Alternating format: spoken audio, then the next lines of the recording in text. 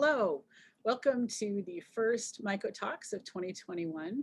My name is Sarah Gaffen and I'm the chair of this session, and I'm co-chairing with my friend and colleague Alexander Brand from the University of Exeter. We are very excited to bring you two dynamic and exciting talks today from Suzanne Noble from UCSF and Amariliz Rivera from Rutgers University, both in the US. This series was organized last year, starting last July, by the organizing committee listed below. And this is sponsored by the University of Exeter, particularly the Center for Medical Mycology. And we thank them for putting together all of this, and especially the folks working behind the scenes to do so. The philosophy of these talks is to provide a diverse series of science in the medical mycology field, with attention to diversity of career stage, gender, geography, field, and so forth. Though we fully admit today that our diversity in gender is not necessarily very strong, with 4 women speaking today. We'll have 2 30-minute talks, as we always do, covering aspects of medical mycology of interest to the broader research community.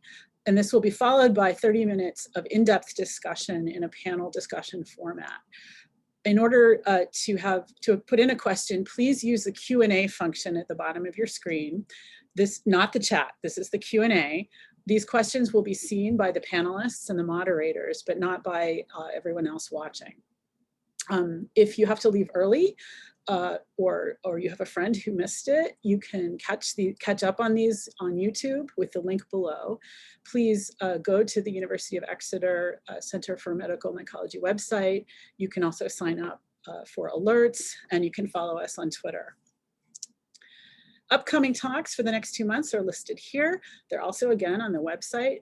And just a reminder for the March meeting, there may be adjustments in time zones, so please check the times carefully. And finally, there's a new session in town put together by Liz Ballou on medical mycology. And this is a trainee seminar series, somewhat analogous to what we're doing here, for students, postdocs, clinical trainees to share their research in medical mycology to the community. So we very much encourage the trainees to sign up for this, and the website is listed below. If you need more information, you can certainly contact us and let us know. So with that, I'm going to pass the baton to my co-chair, Alexander Brand, who will introduce our first speaker. Alex. Thank you very much, Sarah, and welcome everybody. So it's my great pleasure today to introduce our first speaker, who is Suzanne Noble. So just a brief bio for Suzanne. She's an associate professor of microbiology and immunology and medicine at the University of California, San Francisco. And she received her bachelor degree of science at Yale, followed by an MD and PhD degrees at UCSF.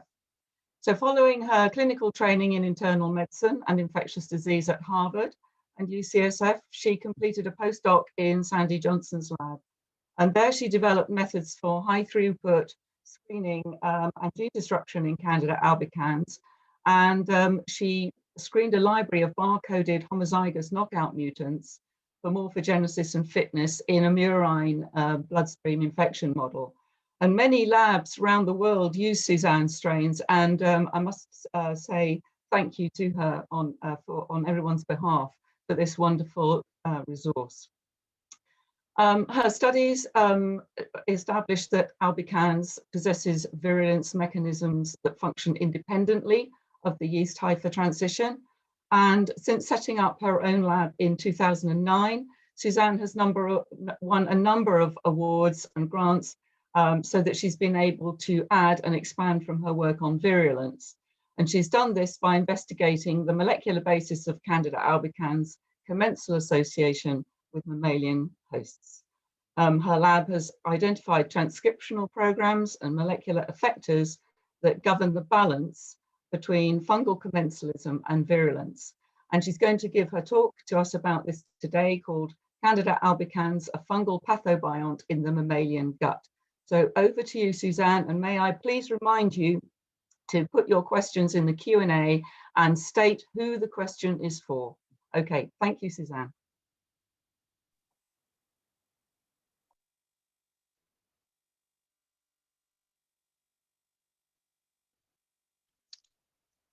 Just bear with me as I start the share my screen.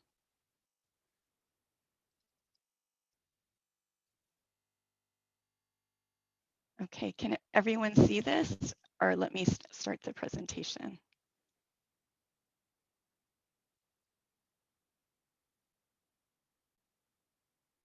Okay, great. Well, thank you so much, Alex, for the very kind introduction, and to the organizers for inviting me to this series. I've thoroughly enjoyed this monthly meeting as a viewer, and it's super exciting and really an honor to be included as a speaker. For this audience, unlike most, I don't think you really need an introduction to the fact that Candida albicans is a fungal component of the normal mammalian gut microbiota. Various studies seem to indicate that at least half of healthy adults are colonized with Candida.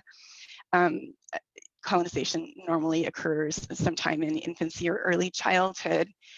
The colonizing clones are stable and can persist for years in the same host.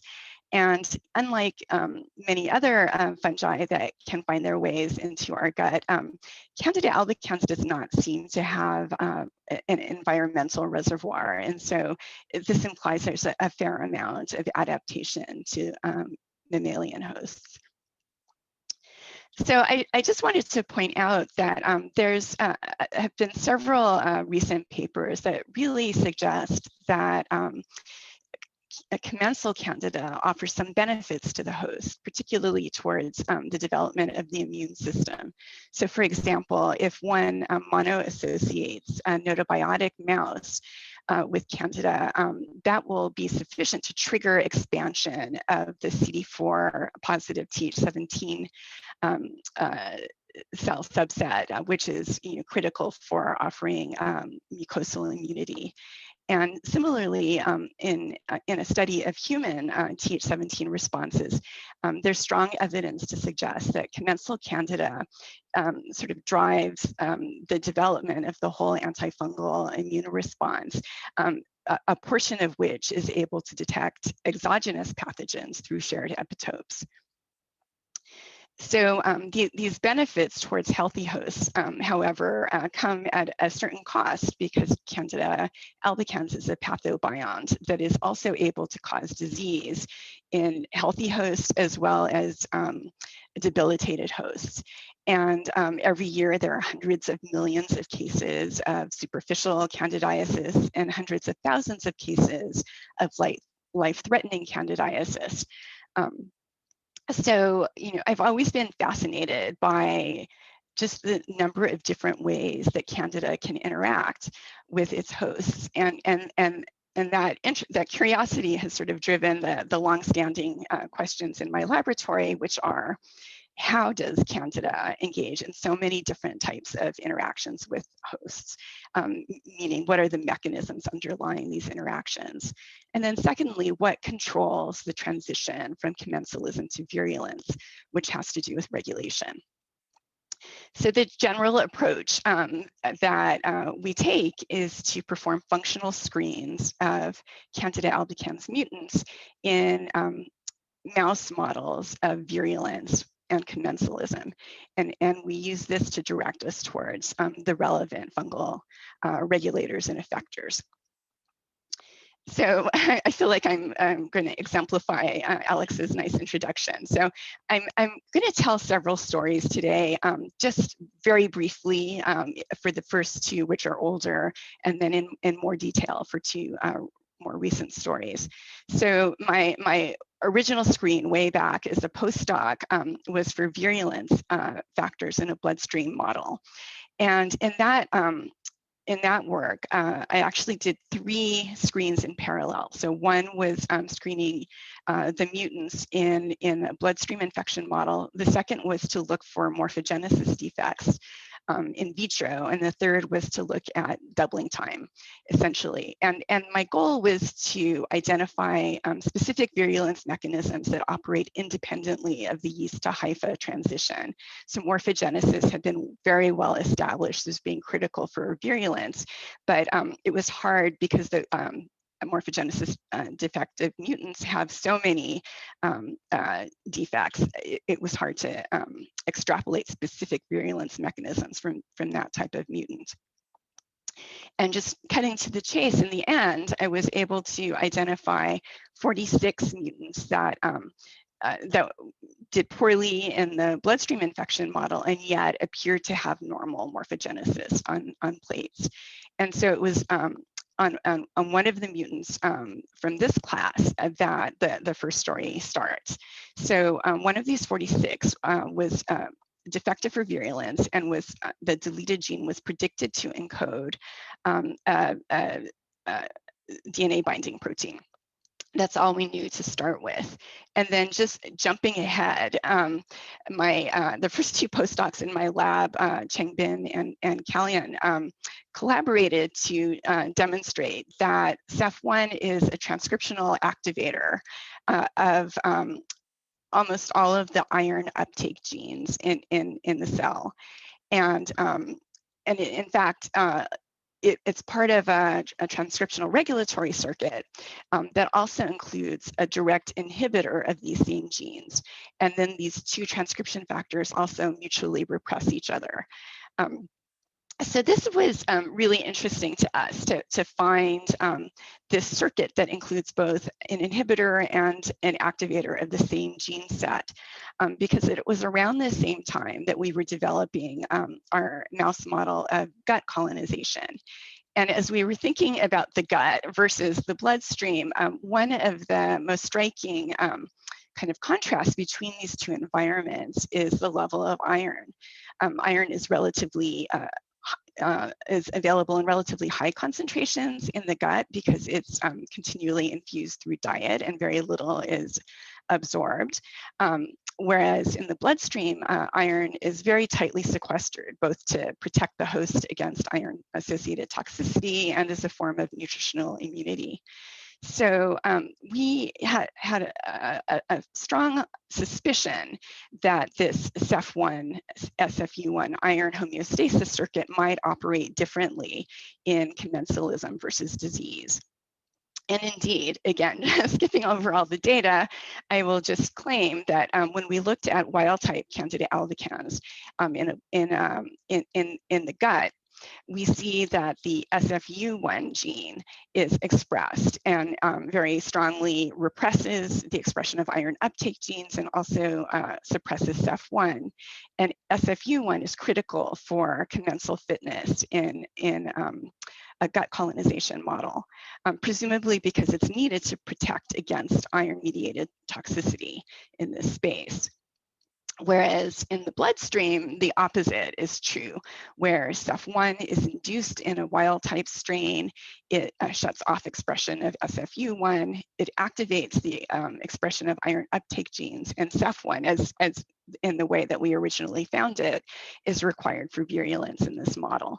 So at this point in time, these conclusions seem relatively straightforward, but I think at the time we first made these observations, it really hadn't been shown how different these spaces are and how much Candida has to modify its own behavior to thrive as a gut commensal versus a bloodstream pathogen.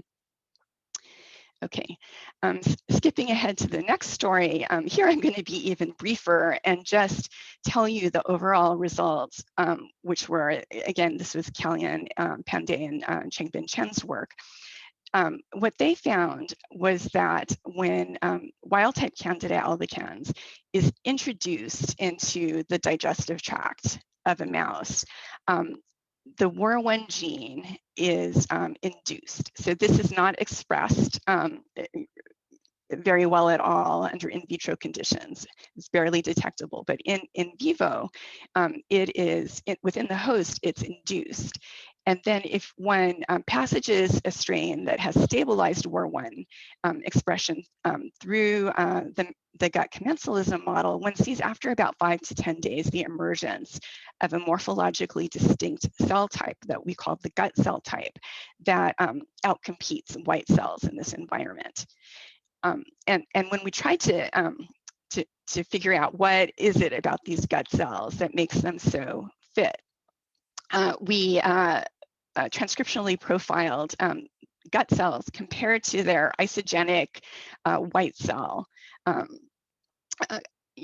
sisters. And the main difference that we found at a transcriptional level was that metabolism is reoriented in the gut cell type to utilize nutrients that are available in the distal mammalian digestive tract. So we think that metabolic specialization has something to do with the enhanced fitness of this cell type.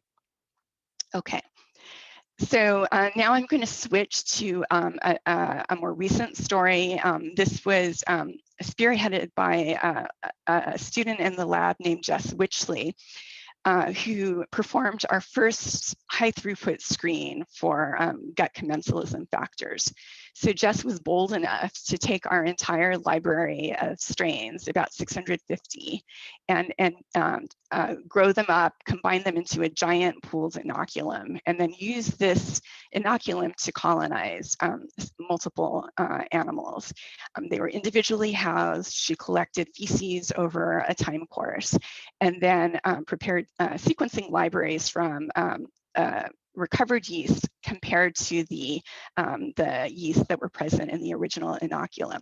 And what she was looking for were two classes of mutants. One, which was all I had ever observed in my screens for virulence factors, is a loss of fitness mutant that becomes relatively depleted after passage through the animal. And then technically, we're also always looking for the opposite phenotype, which would be a gain of fitness mutant that accumulates after passage through the host. And so here I'm showing you that Jess's results for one animal after 10 days. Here she's plotting the log ratio of recovered over input for each strain in the pool. And what you can see is that this EFG1 mutant strongly outcompetes all other strains as well as wild type. And then here, we're just plotting the results for EFG1 and wild type in 3 different animals. So this is a reproducible result. So clearly, EFG1 has a strong gain of fitness phenotype, but one of the side effects of having this type of mutant in the pool is that all other strains are outcompeted. So you can't really assess whether they have gain or loss of fitness effects. So Jess ended up repeating this screen a couple of times because each time she did it, she uncovered more gain of fitness mutants. And then at this point, having done the whole thing 3 times, she decided to stick with these 4 gain of fitness mutants and characterize their contribution to commensalism.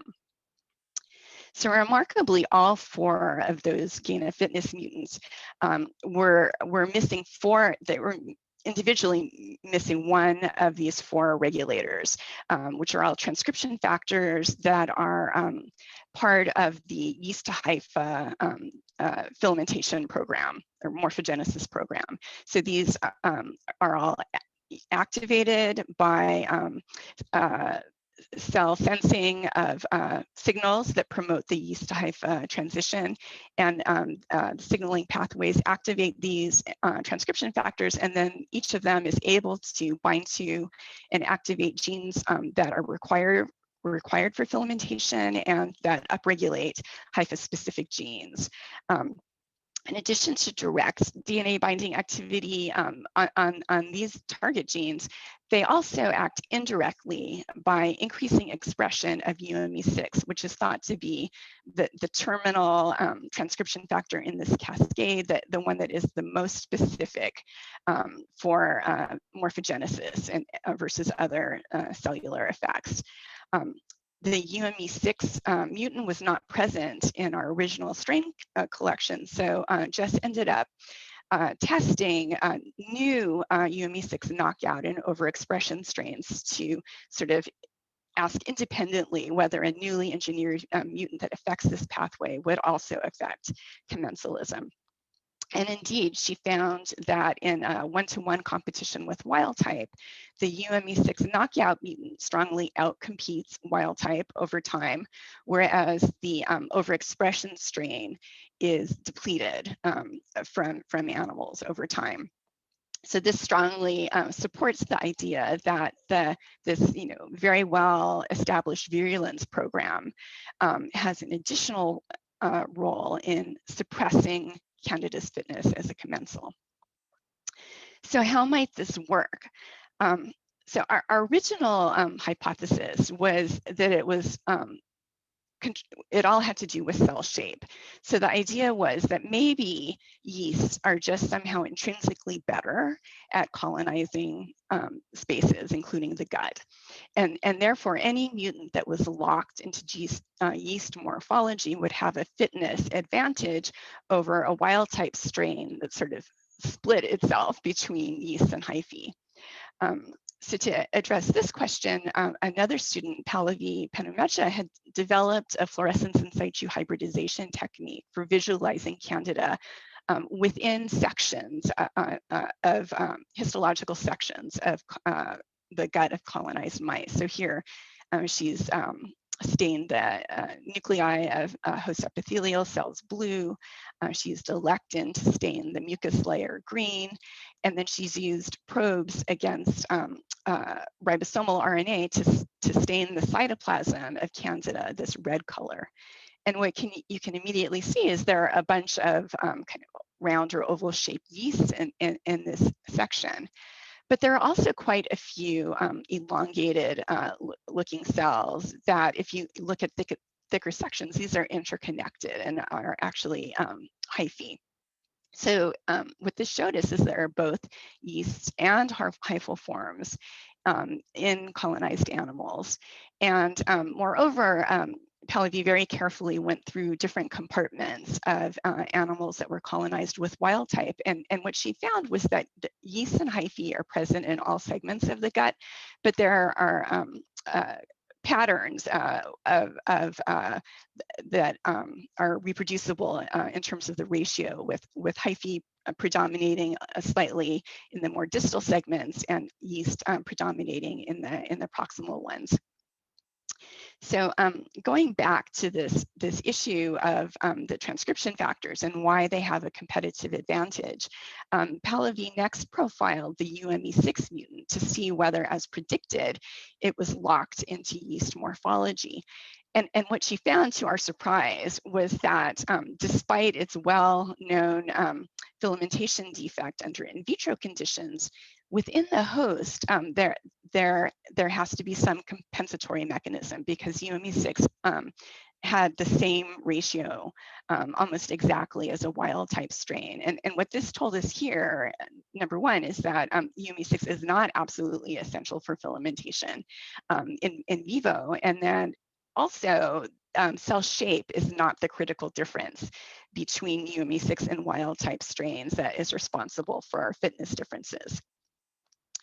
So if it's not cell shape, when you're looking at a transcription factor mutant, we figured that differences in gene expression must explain the observed fitness differences.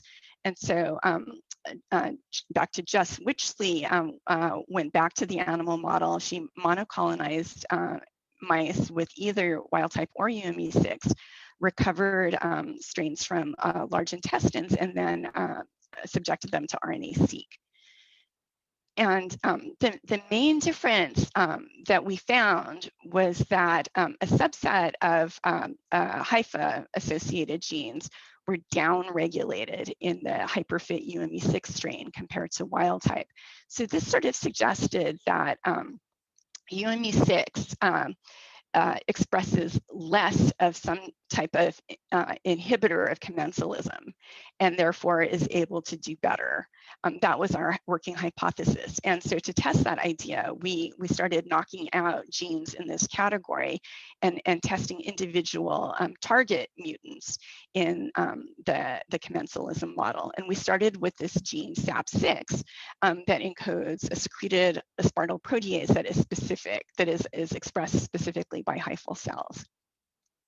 So this particular time we really lucked out because that very first mutant that we tested had a strong gain of fitness phenotype.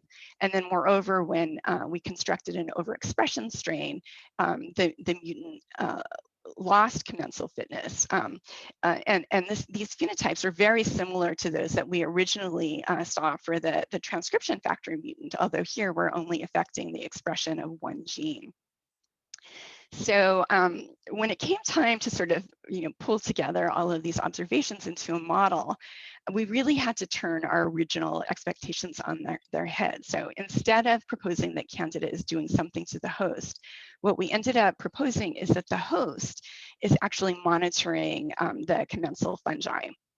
And the idea here is that the host is tolerating the yeast form of Candida albicans, which, as I suggested, is actually beneficial. But hyphae represent a threat because they express virulence factors and they can become invasive. So we propose that the host monitors the relative abundance of hyphae by monitoring hypha-specific gene products such as SAP6. And when these products exceed a certain threshold, an antifungal response of some type is triggered that partially clears the fungi in that area. In contrast, when the host encounters a UME6 mutant or a SAP6 mutant, much less of this hypha-specific antigen is present, and therefore these cells are allowed to proliferate unchecked. They fly under the radar. So we are very interested in future in figuring out what is the receptor, what is recognizing SAP6, and what is the nature of this antifungal response. But this is where the story lies right now. Okay. I'm going to segue into a second story that Jess is responsible for. She, at the time she was initiating her sort of unbiased screen for commensalism factor, she wanted to hedge her bets and start out with some targeted mutant construction. And here she was taking advantage of the fact that EFG1 and WAR1, which we found to be important negative and positive regulators of commensalism, that they had already been very well described as being part of the sexual circuit of Candida. And as I might remind you, in Candida strains that are genetically distinct, ones that have undergone homozygosis at the mating type locus, those strains are able to switch from white to a sexually competent cell type and to undergo mating. And this process has been extensively studied, and the number of transcriptional regulators keeps increasing. But here are 8 core regulators that have been shown to control this process. And so we had already found EFG1 and WAR1, and what Jess asked was whether any of these additional regulators in the sexual circuit might also have an effect in mating type heterozygous, kind of the standard Candida albicans cell type in commensalism. So to our surprise, Jess found that all of them affect commensalism, the whole circuit. Has significant effects on commensal fitness.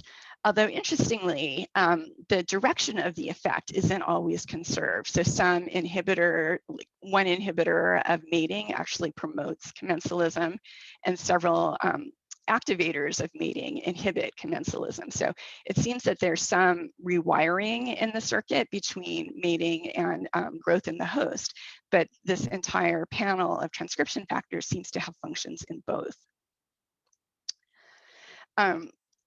Just wanted to go on to characterize the activity of these transcriptional regulators in commensally growing cells. But here we ran into a technical problem, which is that the usual way we identify direct DNA binding targets is to perform chromatin immunoprecipitation.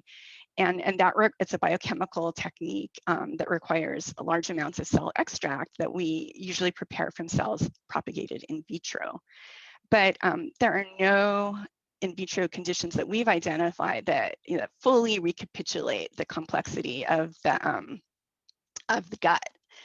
And so instead, just turned to a technique that had been developed by Rob Mitra's lab called calling card, which utilizes a transposase fused to a transcription factor of interest to perform conservative transposition. And what one observes is that the transposons tend to accumulate near the binding sites of the transcription factor. And then one can sequence these strains after the fact to find out where the transcription factor transposase fusion has been. Suggested a lot of work to optimize this from Candida, and including building in split oxytropic markers and a marker for the transposon so that she could monitor transposon excision and reinsertion events using by plating on double dropout plates. And then she could sequence the products at the end of an incubation. So Jess initially wanted to validate the system by propagating an EFG1 calling card reporter strain under in vitro conditions, and then comparing the results of what she observed with calling card to previously published results from other labs performed using CHIP. And so here, what you can see is that just as calling card results for EFG1 showed significant overlap with each of the two previous CHIP studies, and essentially showed as much overlap as the two CHIP studies showed with each other. So we took this as a pretty strong validation of the approach, and then just went on to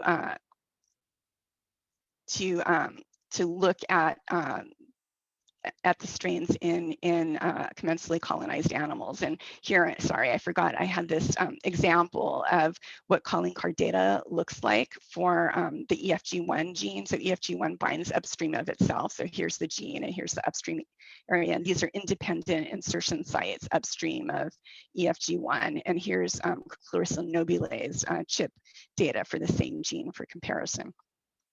Okay, so Jess ended up profiling EFG1, WAR1, and CZF1 in commensally growing yeasts.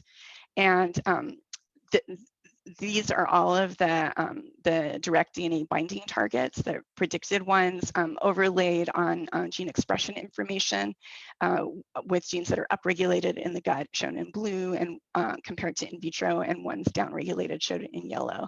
And I'm going to kind of speed up here, but basically Jess saw about 2,500 genes targeted by at least one factor. 177 were targeted by all three. And this common set includes 8 other transcription factors with known roles in commensalism. And it also includes all 3 of the factors that we were studying. So each binds to itself and each of the other 2 regulators. I should point out that seeing these binding events does not give you kind of directional information or hierarchical information about regulation. It just tells you that each is present at each other's promoter. So to kind of figure out what the regulatory hierarchy was, just did a lot of work making double knockout strains that combine 2 mutants that have opposite commensal phenotypes.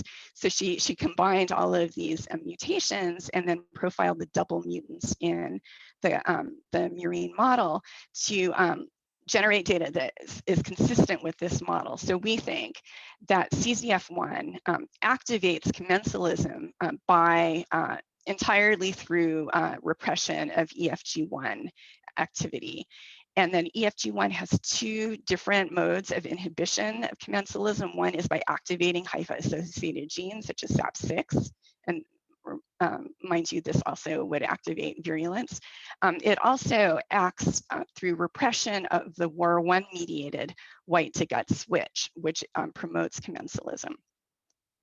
I'm just going to switch to one last topic, which is if you've noticed, I've talked a lot about transcription factors that we've identified in these screens, and it turns out that those mutants have really strong phenotypes in competitive infections. And we really, at some point, wanted to get down to mechanism and identify the effectors of host fungal interactions. And so Jess had made all of these mutants that had strong commensal phenotypes. We realized that we could potentially transcriptionally profile these, and then by comparing the gene expression patterns of mutants with decreased fitness to those with increased fitness, we could potentially identify some effectors. And I think I'm way towards the end, so I'm just going to say that in the genes associated with decreased fitness, we saw a bunch of hypha associated genes, including SAP6, and then we saw some another set of genes associated with enhanced fitness that would include potential commensal effectors. And so we focused on one of these, which encodes a GPI-linked chitinase that's presumably expressed on the cell surface. This gene happens to be one of those common targets of all three of the transcription factors in the gut. And fortunately, we saw that when we engineered a knockout of this mutant, it by itself has a loss of fitness phenotype, which is complemented if we restore one copy of the gene. So it really does look like CHT2 is an activator and potentially an effector of commensalism. Here I am at the end. I just wanted to return for a second to those questions we had in the lab. And it turns out that probably the decision of whether to act as a commensal or a pathogen is maybe the biggest choice that Candida has to make in the host. And so it's not so surprising that it has a whole variety of mechanisms to assist with that transition. It turns out we think we have indirect evidence that the host may actually also survey and impose its own selection. And then, of course, we've now seen there's a really complicated transcriptional regulation that includes a whole sexual regulatory circuit that's repurposed, as well as this very well described filamentation circuit. So all of these factors and their upstream cues are integrated into making this decision between commensalism and virulence. And I'll remind you that a bunch of people contributed to this work, all terrific people, and I wish I could have told you in more detail about them. So let me turn myself off. Stop share. Thank you so much, Suzanne. For those who are just joining us, this is a reminder that we will be taking questions at the end. And if you have a question or a comment, please submit it through the Q&A function on your screen, not the chat. The Q&A questions and comments are visible to the panelists. We will try to take them all at the end, but no guarantees. And so please submit questions and make sure you indicate to whom your question is directed. Okay, so it is a great pleasure for me to introduce our next speaker, Dr. Amariliz Rivera from Rutgers University. She is, as I said, an associate professor at Rutgers University and a very dear friend and a really dynamic and exciting scientist. Dr. Rivera got her bachelor's degree from the University of Puerto Rico, and she did her PhD at Rutgers Roberts Wood Johnson Medical School. She then did postdoc work in the lab of Eric Hamer at the Memorial Sloan Kettering. Sorry, I knew it was in New York, couldn't remember where. And where she really developed her interest in fungal immunology and developed some pretty important tools and approaches to studying immune responses in the lung. She has been an independent investigator since 2010 at Rutgers University. And she has really, I would say it's fair to say, taken the field by storm in a pretty key discovery of the role of unusual interferons, the type 3 interferons, in mediating innate immunity, initially to Aspergillus, and she's beginning to branch out into other fungi as well. She is extraordinarily well funded by the NIH, and the Burroughs Wellcome, and has won many awards and published some pretty important and highly cited papers. And so I won't take up any of her time, but I'll turn the podium over to Amariliz. Thank you so much. Thanks so much, Sarah, for such a kind and generous introduction. It is such a pleasure and an honor for me to be with you today. I just really very humbled by this experience. Let me try to share my screen. Can you guys see my screen? Am I properly sharing or not? Not yet. Not yet. Let me see.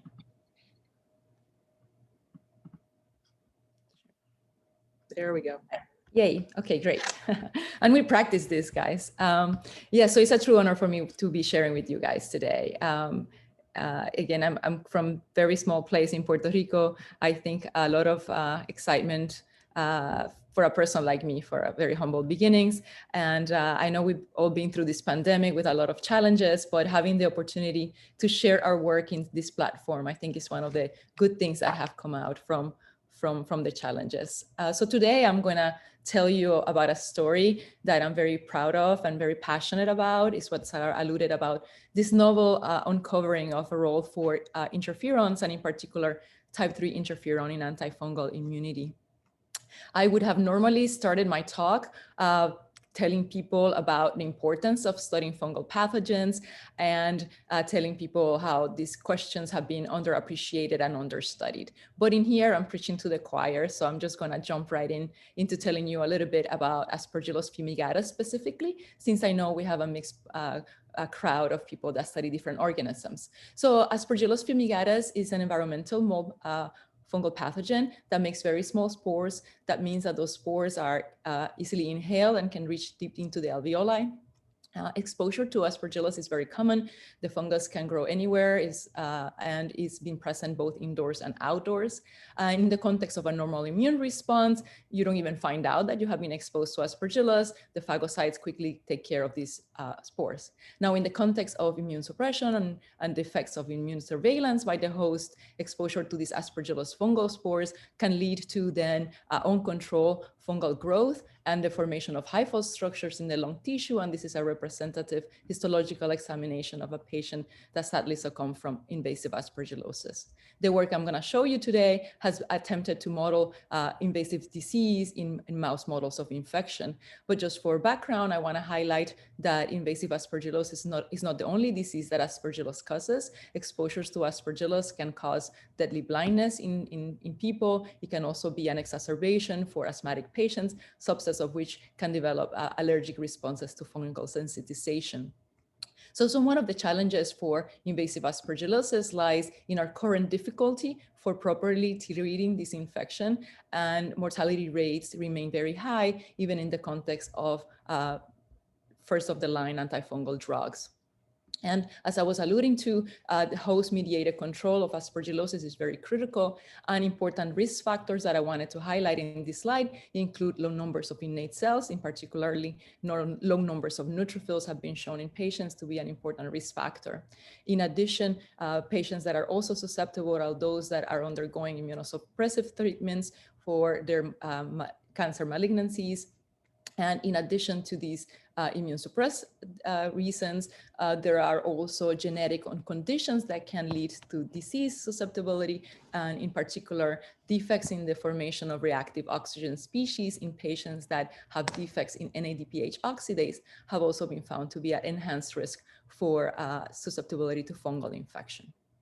So I just wanted to give you a reminder that I just to share with you that for my lab, our perspective is that there remains a lot to be understood about basic questions of how the host specifically deals with fungal pathogens, and in particular Aspergillus fumigatus for this talk. And so we're very much an immunology lab trying to understand basic aspects of host immunity with the perhaps naive idea or long-term goal that by uncovering novel pathways that we could potentially identify targets that could be employed in immune-based therapies to work alongside antifungal drugs.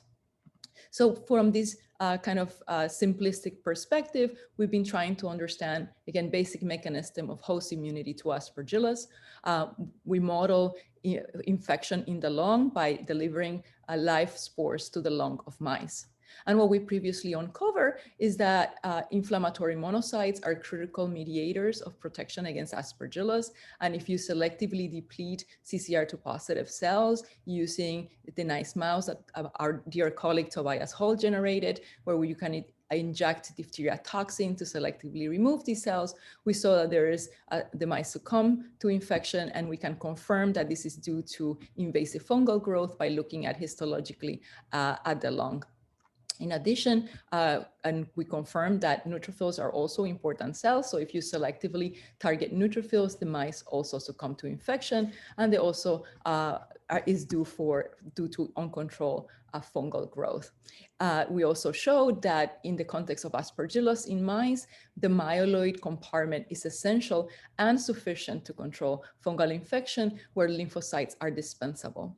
And thus, from this point on, our studies have been very much focused on understanding innate mechanisms of control of Aspergillus.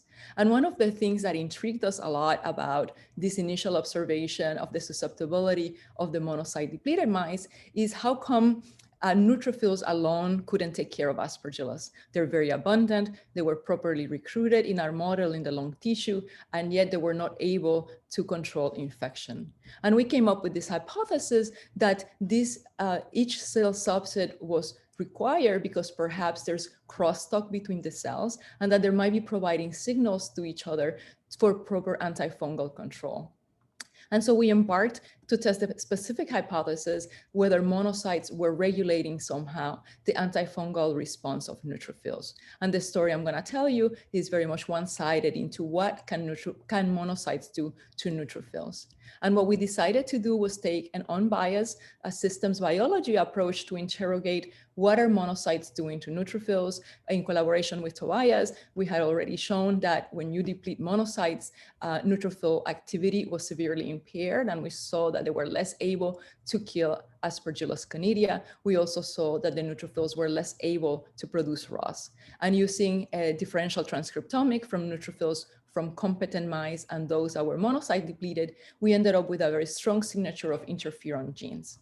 Now, for the benefit of those of you that are not immunologists in the crowd, I'll just give you a little bit of background information on interferons. So interferons are well-known cytokines as antiviral effectors and have been for the most part studied in this context of the role in antiviral immunity. And type 1 interferons were one of the very first cytokines ever discovered over 50 years ago. They engage the type 1 receptor, which is comprised of two chains, and activates induction of interferon-stimulated genes that are abbreviated as ISGs, and it relies on the activation of phosphorylated STAT1, which complexes with STAT2 and IRF9 to form the ISGF3 complex. The type 3 interferon cytokines are more recently discovered in 2003 and were co-discovered by Sergei Kotenko, who's a dear collaborator to us, and another colleague that works here at Rutgers. So what Sergei uncovered is this parallel pathway of cytokines that is very distinct from the type 1 interferons. It has its own receptor complex, and he identified the interferon lambda R1 chain as a unique chain for the binding of type 3 interferon. And even though this is a very distinct receptor, surprisingly, it activates a very similar transcriptional response that also depends on the ISGF3 complex. Therefore, when we observe that interferon signature in our neutrophil data set of many ISGs that were lost in monocyte depleted mice, this contribution could have been from either the type 1 or the type 3 receptor. And therefore, we perform a lot of studies to try to dissect the differential contributions of these pathways. Very briefly, I'll highlight to you that the type 1 interferons are comprised of multiple genes. One of the unique features of this pathway is that the receptor is very highly expressed, and it has been found that it induces a very rapid, short-lived, and high amplitude transcriptional response of ISG expression. In contrast, the type 3 receptor has a lot less members of the cytokine family. In the mouse, they're lambdas 1 through 4, and in the human, lambdas 1 through 4, and in the mouse, only functionals lambda 2 and 3. In contrast to this ubiquitous expression, lambda 3 receptor is a lot more restricted and has been found to be expressed in mucosal epithelial cells primarily, and among immune cells, very notably, as very selected expression on neutrophils, which was shown by our work and those and others. And in terms of ISG expression, it has been shown that the type 3 interferon activates a slower but more long-lasting response that seems to be of lower amplitude relative to type 1 interferon. And then again, in the interest of time, I'm just gonna summarize what we previously showed in this system, and you're gonna have to trust me without showing you the data, that what we showed before is consistent with the following conclusions. That upon Aspergillus infection, there's rapid recruitment of monocytes to the lung that very quickly serve as a critical source of type 1 interferon. That in turn, this type 1 interferon acts on target cells to upregulate interferon lambda expression, that those target cells are comprised primarily of CD45 positive populations, but there are also contributions by CD45 negative cells for the production of interferon lambda. In turn, we uncovered that interferon lambda is a critical activator of neutrophil function by acting through its interferon lambda receptor to activate a stat-dependent response that helps to potentiate optimal generation of reactive oxygen species, and that in turn, as we know, ROS are very essential for killing Aspergillus. And we did this by a combination of loss of function and gain of function approaches in which the selective removal of the lambda receptor on neutrophils themselves led to invasive aspergillosis. In addition to these main findings, I wanted to remind you and highlight to you that we also showed that we could rescue survival in CCR2 depleted mice by giving back exogenous administration of co-treatments with interferons alpha and lambda, and that this helped prevent hyphae formation and invasive growth in the mice, suggesting to us a potential utility of these cytokines as potential immune therapeutics in the future. In addition, I want to highlight to you that we did some studies with human neutrophils to try to see, could this pathway also be involved in the human response to Aspergillus? We saw that neutrophils, both at the transcriptional level, which is the data I'm showing you here, but also at the protein level, express the interferon lambda receptor. And this has also been validated by other groups now. And we also saw that upon culture with Aspergillus ex vivo, and these are total blood cultures, we could see that there's transcription of the lambda and interferon alpha cytokines. And therefore, we're hopeful that what we have uncovered in mice could potentially be also applicable to human responses against aspergillosis. So from this point on, then I'm going to show you some more recent data, and basically based from the observations that we had a lot of intriguing questions to follow up on, and we're still working on a lot of different things. But for the purpose of today, we're going to focus on our attempts to try to understand what can be from fungal recognition triggering interferon responses. As I told you in my introduction, these have been very well studied in the context of viral infection. So what could be triggering the expression of these cytokines upon a fungal infection? And one of the first things that we did was to look at our colleagues that work in different pathogens in our center, and using also our own samples from our studies that we've been looking at Cryptococcus to ask, do other infections also trigger interferon lambda expression in the lung? And what we saw was a very striking, strong response by infection with live Aspergillus spore.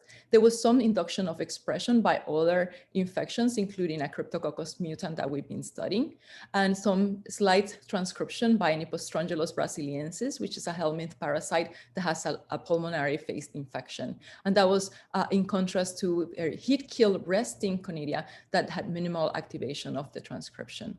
So this led us to start wondering the idea that there are fungal-specific PAMs that can be triggering the type 3 interferon response.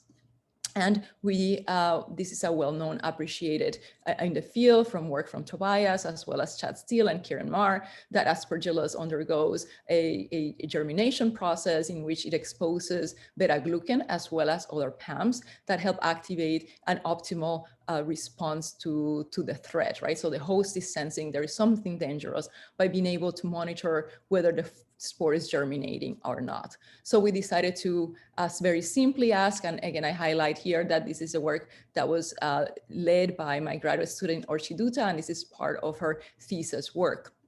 And what Orchi decided to do is follow a Tobias protocol for the generation of resting killed Candida as well as swollen killed Candida, and compare that to infection with live spores as we've been doing all along. And we first checked whether our preparations were working properly by looking at TNF transcription as Tobias had done before. And consistently with what he published, we saw that the challenge of mice with swollen killed Candida induce a higher transcription of inflammatory genes as compared to resting killed Candida. So what happened to interferon lambdas? We look both at the transcriptional level as well as the protein level. And here again, comparing the blue symbols to those green, you'll see that challenges with swollen killed Candida had higher activation of transcription and protein of interferon lambda gene. I will also highlight that it's a clear difference between swollen killed preparations and those seen by live infection, suggesting that indeed there are further signals that are present in live spores that activate optimal interferon lambda production.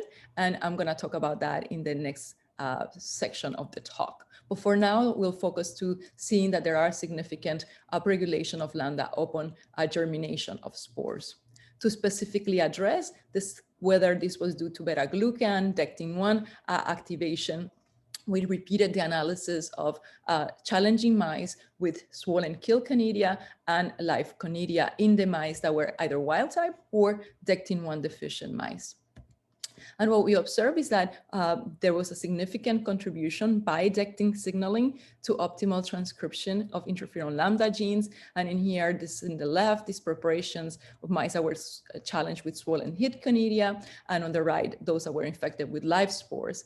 And you'll see there was a significantly depressed response in mice that lacked dectin-1 when they were challenged with swollen Candida, as well as when they were challenged with live Candida, suggesting an important contribution of dectin-dependent signals on the activation of the transcription of lambda, and there was also an impact on the production of the protein. So this suggests that dectin-1 mediated recognition of beta-glucan is at least partially responsible for promoting optimal production of interferon lambda.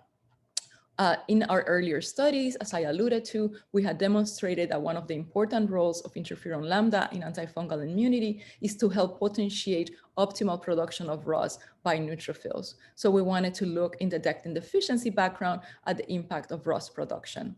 Now, the role and contributions of dectin to optimal ROS has been well studied as a dectin-dependent signaling cascade that helps promote reactive oxygen species formation. And consistent with that, we saw that neutrophils from dectin deficient mice were very depressed in their capacity to produce ROS, both after challenge with swollen killed Candida as well as after live infection.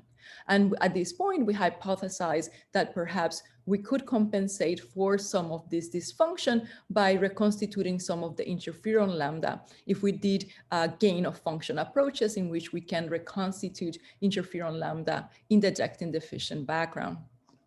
And before we could do that, we needed to have a model in which we could test susceptibility in dectin deficiency.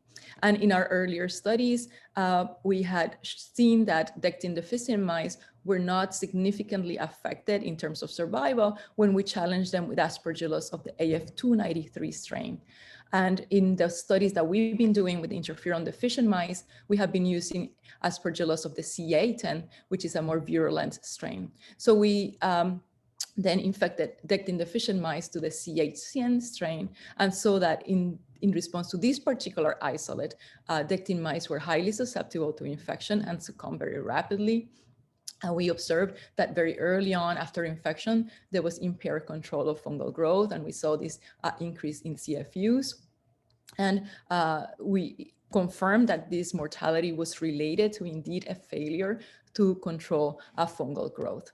So now that we determined that defense against the CA10 isolate is dectin-1 dependent and have observed this correlation with impairments in production of interferons, we decided to test whether we could rescue these by giving them back co-treatment of interferons alpha and lambda, since in our hands, a co-treatment is most effective. So what we saw is that very early on, there was, if we treated back, and here all the blue symbols are individual mice that were treated with interferons alpha and lambda, and we saw that adding back those cytokines significantly improved control of fungal burden, global fungal burden in the lung. We also saw that adding back lambda and alpha interferons helped rescue, at least in part, the production of ROS by the neutrophils, and you see there was a significant improvement. Note that there's still a difference with the wild type, and again, we think this is due to dectin pathways that are independent of the lambda cascade. But at least very importantly, we see that in the context of this innate deficiency, we can exploit exogenous interferons to rescue the response. And importantly, we see that co-administration of interferons can provide significant protection over time to the dectin deficient mice. Functionally, we did some looking at transcription of genes and what was the impact of interferon treatment on the expression of known promoters of antifungal defense in this model, consistent with what we had seen before. If you give back interferon lambda, it helps promote further production of that cytokine on its own.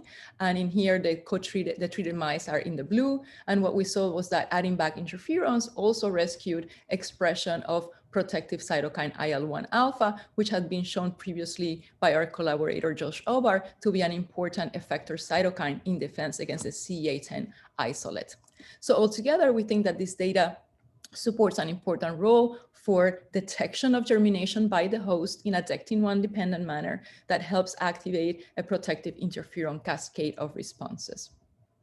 Now, as you have seen from the slides, there's still a significant difference of the magnitude of the response between mice that are challenged with killed preparations versus those that have live infection, suggesting that there's still other signaling pathways that can be involved in the sensing of Aspergillus infection to promote interferon production. And these studies that I'm going to show you in the next couple of slides were done in close collaboration with Josh Obar, and were studies that were primarily led in his lab. And this work was recently published in the Journal of Immunology.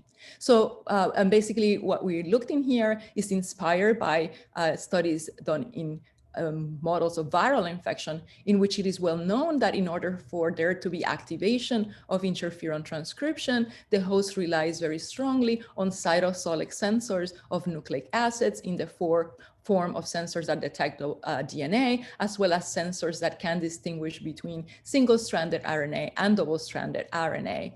And in the case of double-stranded RNA, this is sensed by MDA5 sensors that then link to the MAPS protein. And these responses converge on the activation of IRF transcription factors that go on and activate transcription of interferon lambda. And this is also true for type 1 interferon. So Josh had access to MAPS deficient mice, and we started looking at the impact of this defect on interferon production and host responses to Aspergillus in vivo. And what we observed was that if you have mice that lack this MAPS signaling component, there was a defect in the production of type 1 interferon at 3 hours, which is the time point that we previously determined to be the peak of the type 1 response at the transcriptional level. And importantly, at 48 hours, which is the peak of lambda production, we observed that in the absence of MAP, this response was severely affected, suggesting a contribution from MAPs for the optimal production of lambda.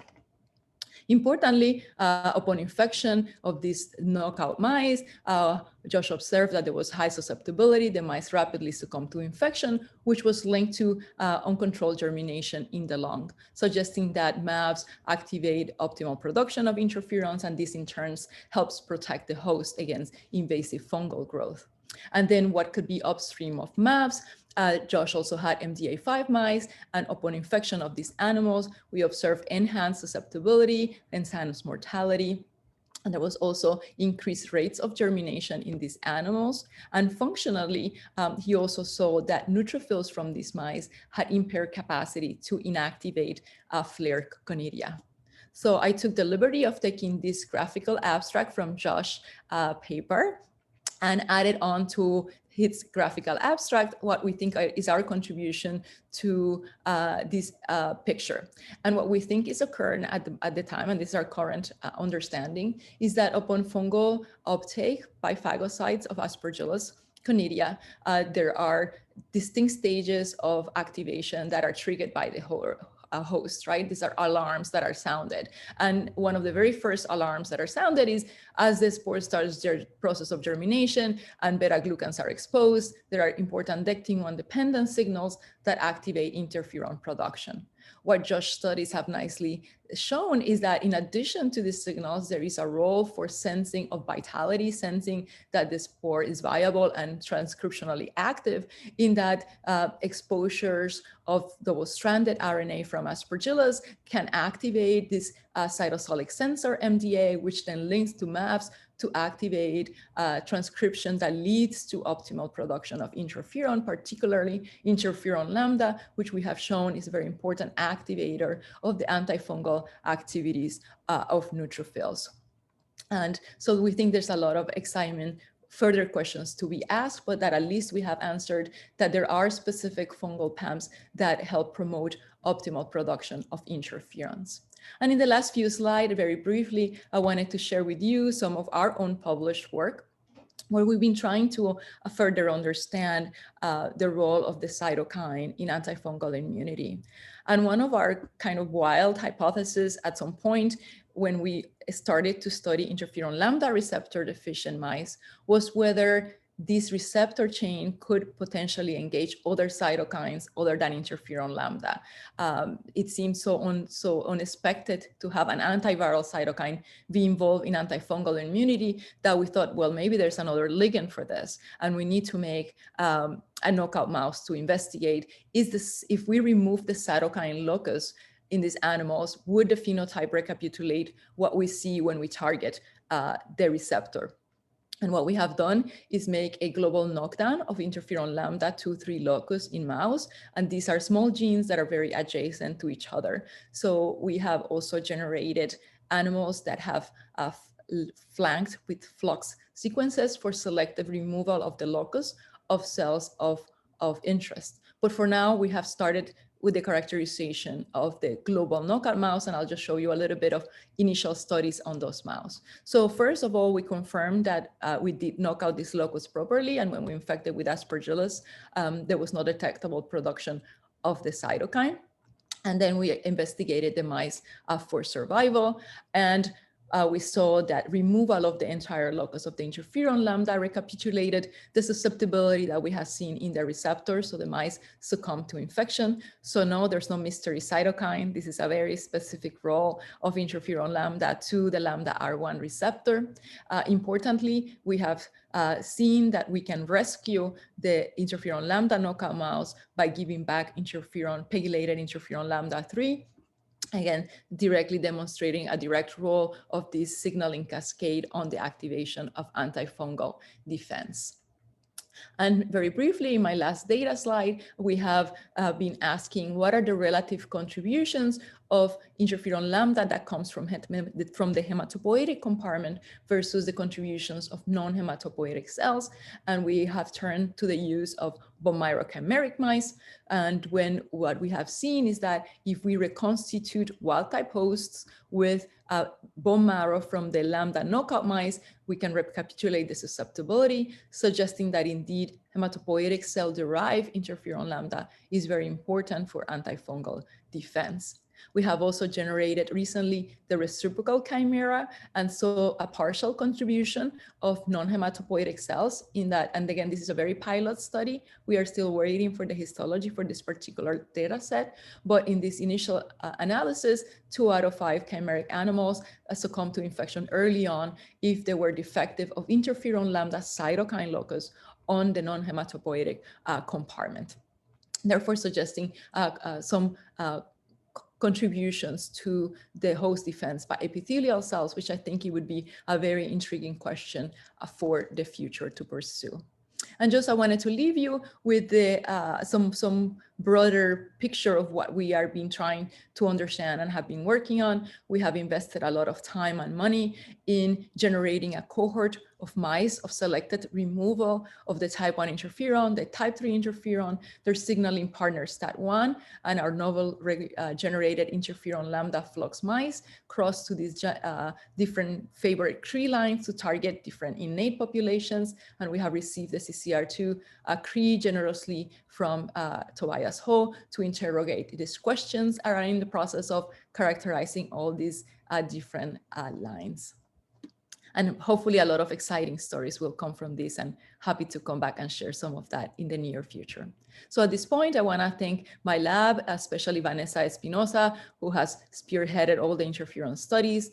She is my first graduate student and is a postdoc in the lab, and extremely talented and hardworking individual. The detecting study that I shared with you was led by the Orchi Dutta, who graduated at the end of 2019 and is now just recently getting a job and has been doing a postdoc with my colleague Chaojian Xu. Jorge and Keyi work on the Cryptococcus work, and Samantha is a newer member of the lab and has joined our studies on Aspergillus. I want to thank Josh Obar for being a very generous collaborator, and thank you to all of you, our funding agencies, NIH, and especially proud to be funded by the Boros Wellcome Fund. Thank you so much.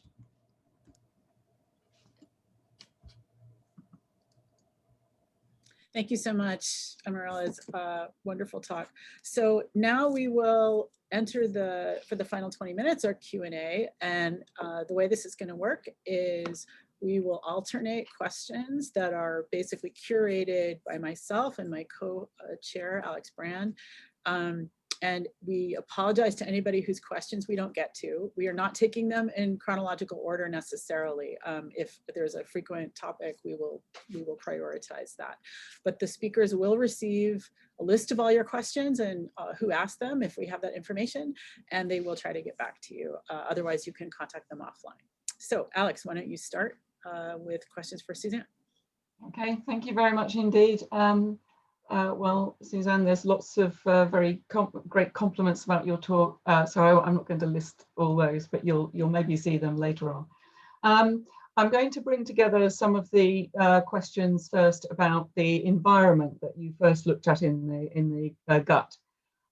So there's a question from Derek Sullivan and David Coffey. First of all, in the in situ identification of yeasts and hyphae in the gut, were these monocultures consisting only of Candida?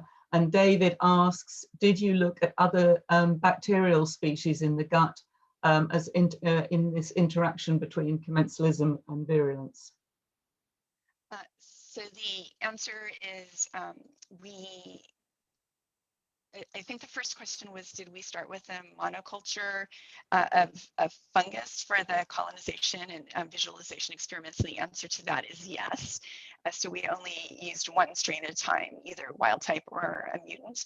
And then with reference to bacteria, no, we did not survey the bacteria, although I think that is a really interesting variable. And we do believe and have some results in published work that there are important interactions, positive and negative, of Candida with different bacterial species.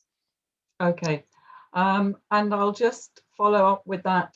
There's quite a few questions on your SAP6 experiments. Yes. So, for example, Ted White is asking, have you tried a SAP6 mutant that loses activity but is still recognized by host cells? Great question, and it's on my wish list of experiments to do. So the question is whether what's important about SAP6? Is it just its general shape, or is it catalytic activity? And I think that's a tremendous question that I'd like to know the answer to as well. Okay, I'll just ask one more SAP6 question and then hand back to Sarah. So people are asking if SAP6 could be cleaving host proteins on epithelial cells, and whether the local host response is different in any way in animals colonized with UME6 or SAP6 mutant compared to wild type?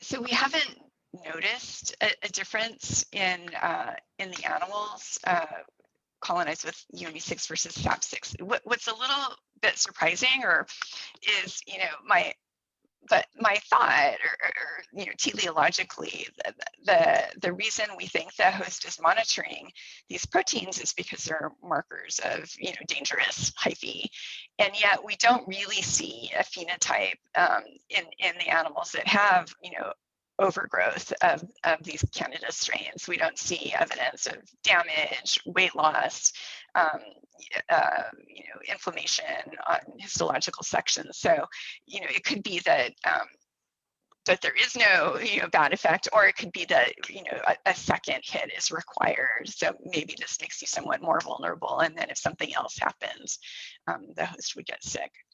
But no, and I think that question about you know, using a catalytically inactive SAP6 would get at that question, whether damage to the host might be important for the effect. Yeah, okay, all right, thank you. Amariliz, there are also a flood of compliments on your talk. So a question that came up from several people in different forms was whether your findings have implications for inductions of immunity to co-infections with viruses. That is an excellent question. It's something that we're very interested in addressing as well. It is my hypothesis that yes, I think that, for example, there are several clinical reports on susceptibility to Aspergillus after influenza. More recently, several reports of susceptibility to Aspergillus following SARS-CoV-2 infection. And I think it is very likely that strong activation of interferons upon viral infection, very similarly to what has been described to secondary susceptibility to bacteria, could also underlie enhanced susceptibility to Aspergillus, because those signaling cascades are very well known to be like shut down when you have a lot of interferon signaling. At the same time, this could very likely depend on kinetics, and there could be scenarios in which previous infections that activate interferons could end up being protective. And I think it's a very interesting question to follow up experimentally. So we have two related questions from Josh Obar and Gordon Brown, respectively. First, does the dectin deficient mouse have a defect in type 1 interferons? And then related to that, does purified beta glucan induce interferon lambda? Two great questions. So in the interest of time, I did not show the data on type 1 interferon on the dectin because we're more excited about the role of interferon lambda. But yes, so in the absence of dectin, there was also depressed transcription of interferon alpha.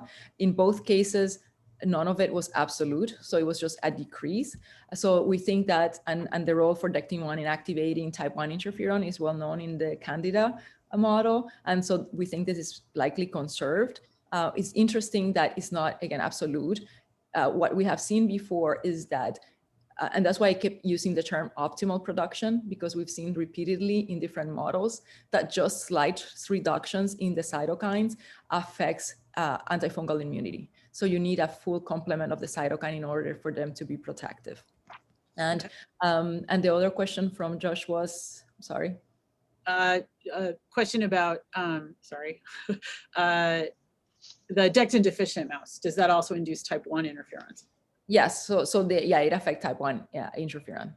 Okay. So there's, I guess, maybe another related question, whether Candida albicans induces type 3 interferons and other PRRs besides dectin-1. And I guess related to that, there's questions about the anatomical localization. And so perhaps you could address that in that context. That would be very exciting, right? So there's a lot of, so the question about Candida is, I don't know, and I don't know if anybody has looked. So if anybody's interested in collaborating, we'd be happy to. And there's a lot of exciting work on interferon lambda, on the intestinal responses. All epithelial cells of the intestine express interferon lambda.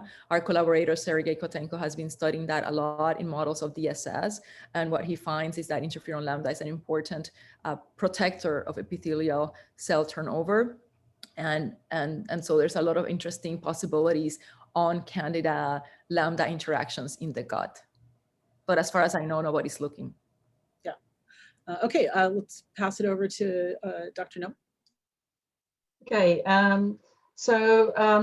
Pete Cook is asking, are the genes that control commensalism dysregulated in pathogenic clinical isolate strains? I have no response to that. We haven't looked, but I guess my general take on Candida strains is that most people are colonized with their strain.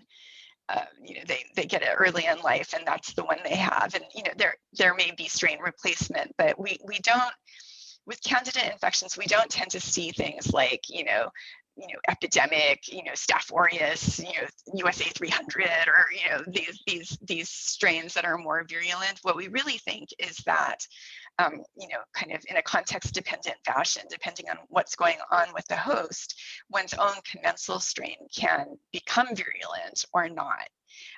That it's not super virulent strains that attack, that have altered regulation, but rather things can happen to your own microbiota that affect their behavior. Okay, right.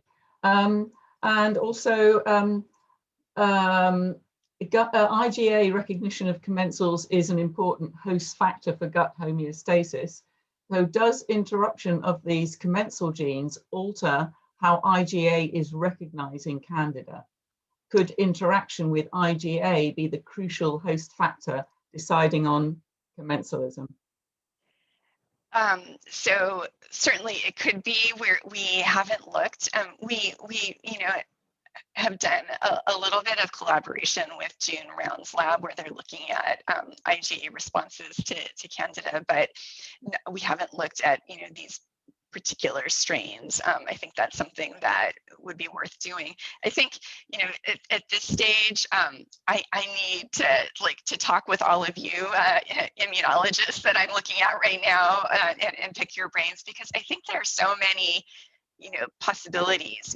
Every time I open a journal, I see more ways that the host can sense fungi, either directly or indirectly, like by sampling epithelial cells. All kinds of things are occurring, and so it just seems like there's a vast, number of possibilities, and then also, a vast number of outputs for restricting fungal growth. And I'm, having trouble coming up with a methodical way of going through these possibilities. So I'd love to have a discussion.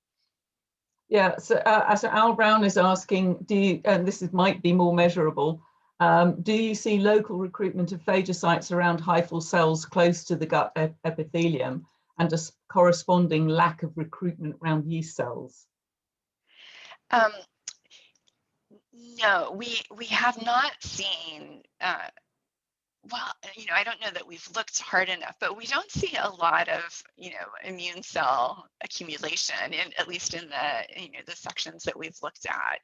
So maybe there's, a better reporter that would, kind of guide our visualization. But no, we have not noticed that, but it doesn't mean that it's not there.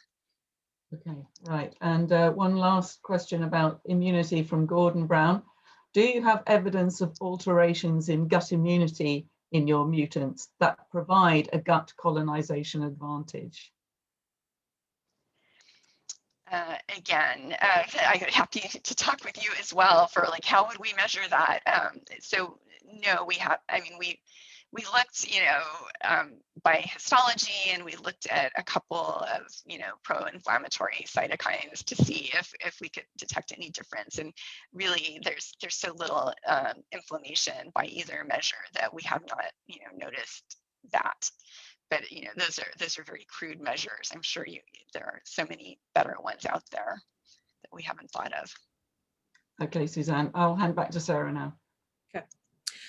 So Amariliz, there's a question from Julian Naglick of whether the EPHA2 beta-glucan receptor, which is on epithelial cells, does that also contribute to interferon lambda, or is this really restricted to ductin-1? That's an excellent question. We have no idea at the moment. Our bone marrow chimeric mice with the cytokine mice suggest that there is lambda production from epithelial cells. And so this could be a very exciting pathway to investigate as a potential trigger. Okay.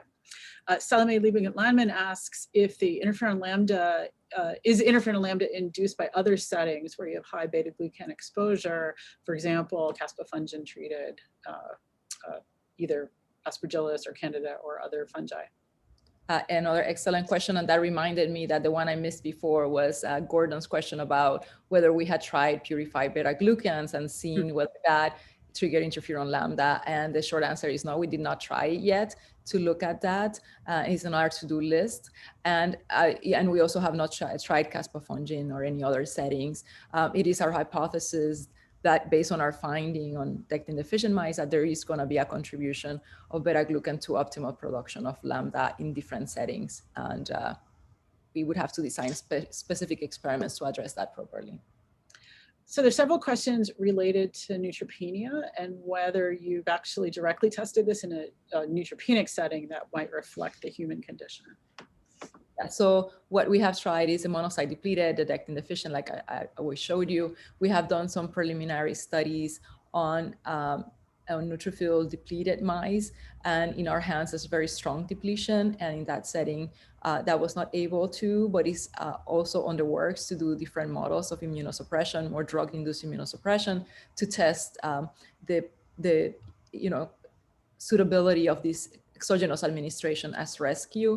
We're also collaborating with Sergei Kotenko. He has made a cool fusion protein that is both alpha and lambda in one molecule, and we're in the process of testing that as well. Oh, that's cool. Related to that, is there a role for netosis? It's a good question. We haven't looked and we haven't assayed whether lambda activation on neutrophils promotes netosis. We don't know. That's the short answer. But it activates ROS, and ROS is known to link netosis, so it's a possibility. Okay, and last question in this subsection: is there any evidence for Aspergillus evasion mechanisms to evade interferon? Because of course viruses are very famous for having mechanisms to avoid the interferon pathway. Is there evidence for that in any fungi? That would be very cool. Not that I've read, but it's an interesting question to pose to Rob Kramer and the fungal geneticists to maybe start looking for cool mutants that could overlap in this pathway. That would be very interesting. Okay, I'll pass it over to you guys. Okay,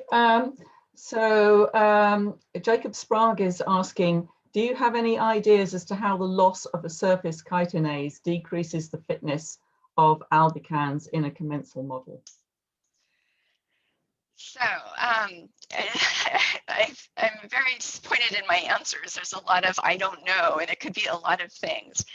I'll just say that Al Brown gave a wonderful talk virtually at UCSF a couple of days ago, and he was talking about mechanisms of shaving beta-glucan to kind of hide that epitope.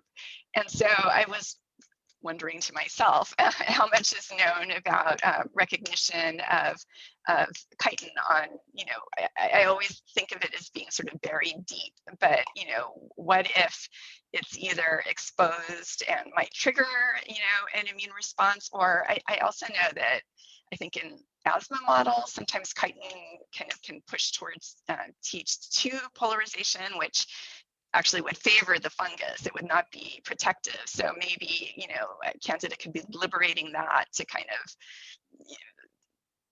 to put off the immune system into an unhelpful direction.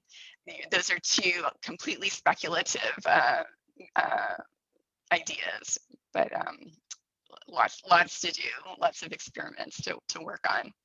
Okay, so Ravini is asking, when it comes to commensalism, do you think gut colonizers have a higher competitive fitness when compared to skin colonizers? And thinking about aerobic versus anaerobic environments here. You're talking about Candida isolates that were recovered from skin versus the gut. Honestly, by a strong bias, but this is without experimental validation, is that these are, the same strains. Although, in other work, we do have, evidence that Candida can gain and lose chromosomes, and that can give some, phenotypic plasticity, and there might be local selection, but those are all reversible changes because the chromosomes can be gained back or reduplicated or lost again. So I wouldn't expect it because of my bias, but there's so many of these questions. I think I should probably, not let my bias impede good experiments, and we should do some of those tests that are suggested. Well, I think on that note, we have reached the end of our time, and it is very clear that all of us are going to still have jobs going forward, given how many questions we don't know the answers to. I want to thank our panelists. I want to thank my co-chair, Alex Brand, and I want to thank the Exeter crew who's been working backstage to make all of this go smoothly, especially Jules and Alberto, and to the University of Exeter for hosting this. Remind everybody that these are available on YouTube, so you can go to our website and catch up on any of the past ones. I encourage you to do that.